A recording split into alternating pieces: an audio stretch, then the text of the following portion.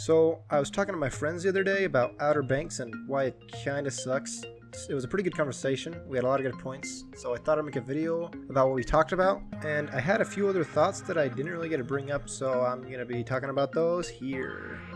I'm gonna be honest, I am no professional when it comes to critiquing TV shows, especially this one. Everyone loves this one, but my opinion matters more than anyone else's 100% of the time, so I don't think that's gonna make a difference. Spoiler alert.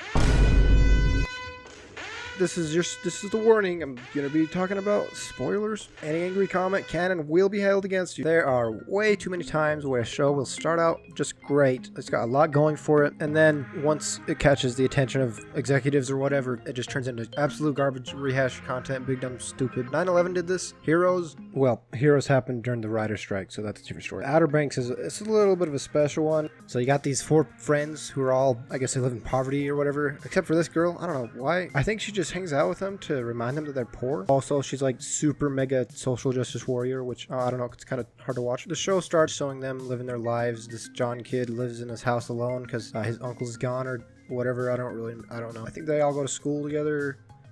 No, it's summer, so they don't go to school together. They talk about this legend of gold, a shipwreck that had a bunch of gold. John's dad was always obsessed with it. Also, his dad's gone for like the last 9 months or something.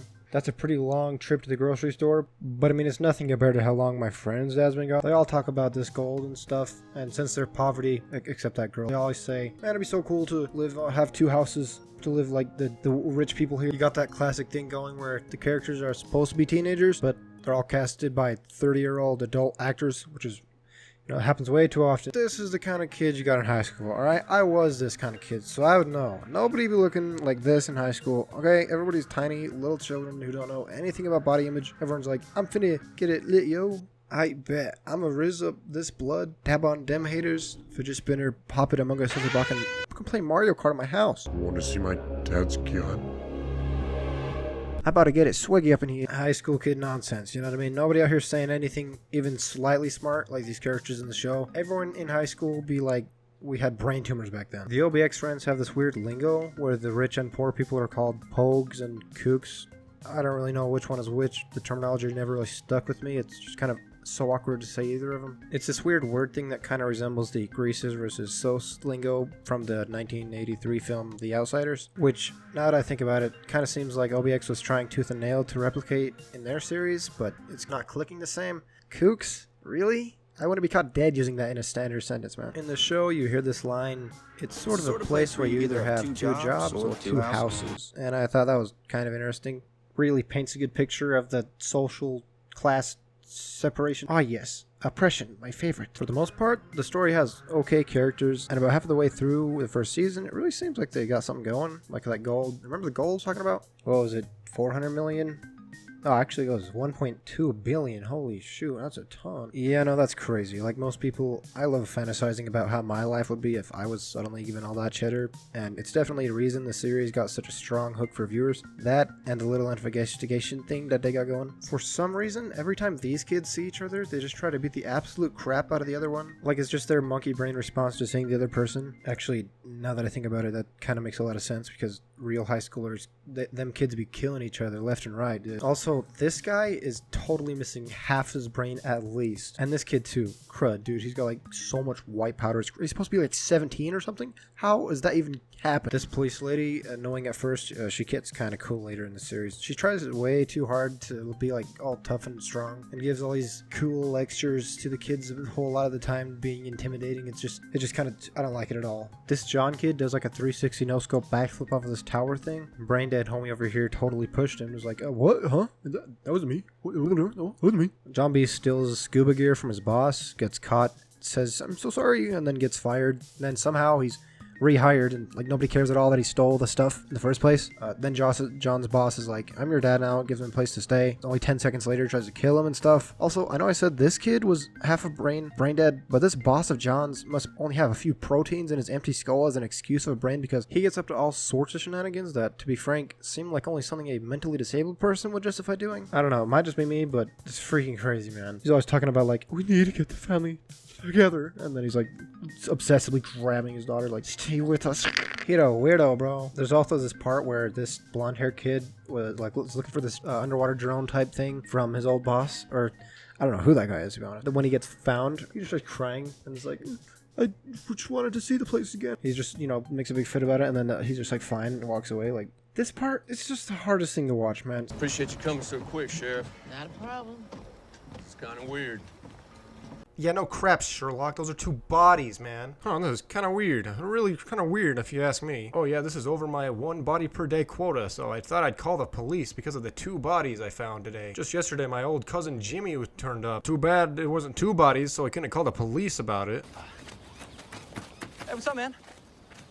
Hey, how much for one of those beers? They're not for sale. Oh, wait. You can just give us one then, right? Or you can order one like everybody else.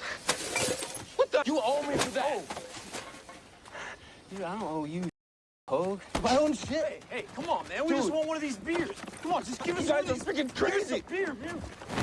Ah. Hey. Ray, come on, man. Stay down.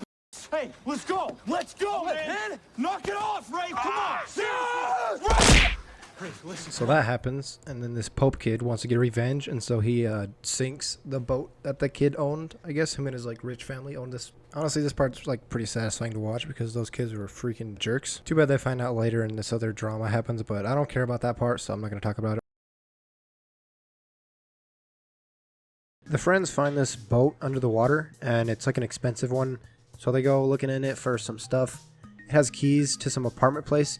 So, of course, like any normal person, they break into the apartment and steal all the stuff inside, all the money. They open this little safe and take all this money out of it. And then for some reason, these police show up right after them. I mean, while they're in the place. And so they have to jump out the window to escape them. And, the police, they go in there, take all the guy's stuff because I guess they found the apartment first. And, like normal people do, they just have to take all the money out of there. Then there's a lot of back and forth between the friends about the money they stole and the boat in the water. Turns out that the boat had something to do with John B's dad, who'd been missing all this time getting milk at the store. All this leads to that, and this leads to this. It's a classic Scooby-Doo Blue Who's mystery kind of show. I don't know, people love this kind of thing for whatever reason. As the show goes on, these man-children are about to get that gold. They get closer and closer to it. They find this well somewhere under someone's house. They're like, about to find it, about to get it. It's like, dude, they had the gold. It was right there. But for some reason, the show has to make sure that they just can't have it. I mean, there's even this part where these 2 kids go through all the effort of getting into this guy's house, clear in the freaking Bahamas. They hire a whole criminal gang to get all their gold into this big truck. They drive it into some field or something. I don't know. It's been a while since I've seen it. The gold is right there. It's in their hands. They finally freaking have it. No way they would lose it at this point.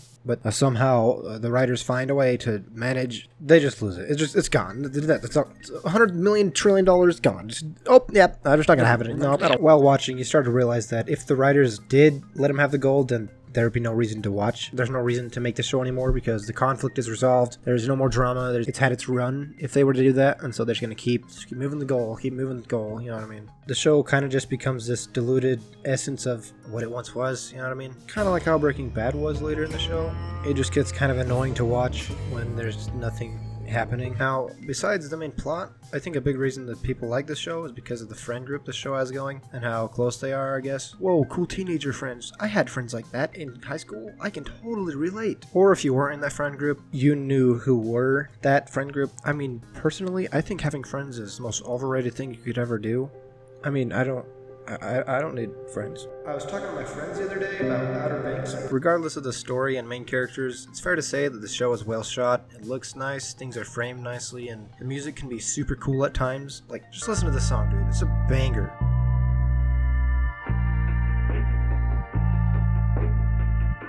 And then season 2 came around, and I guess for me it seems like they're just kind of running from the police over and over again. First, they just could not get that gold, and now they just can't get away from the police. And the police seem to just absolutely know everything, and they're everywhere. It seems like the cops just know their every move and know where they are at all times. Like, I'm pretty sure if you went into some random house and, hey, nobody saw you or whatever, you'd be fine for at least a day or 2. But it's not what happens at all in the show, dude. It's like every other second they're just getting chased. And this girl is just dying all the time. Idiot. Then whenever she's not dying, someone else is, and the cycle repeats. I didn't see season 3, but I heard it was a lot dumber than the most of it. At the end of the day, I think it was worth watching what I did watch, just to know what people were talking about. I mean, it's kind of like Demon Slayer, where it was just a bit overhyped. Some people liked it a lot more than others. and that got blown out of proportion like crazy. You can still like the show. I'm not telling you not to like it. I just telling you why I don't like it personally. You can love the show. Heck, put a million posters in your room right now showing all these kids and their greasy abs. I made this video so that I can rant about how I interpreted the show and also get some sweet content. You know what I mean? Just, please don't kill me. I just wanted to make a video. So in conclusion, if you want to make a good Netflix series, make Squid Games.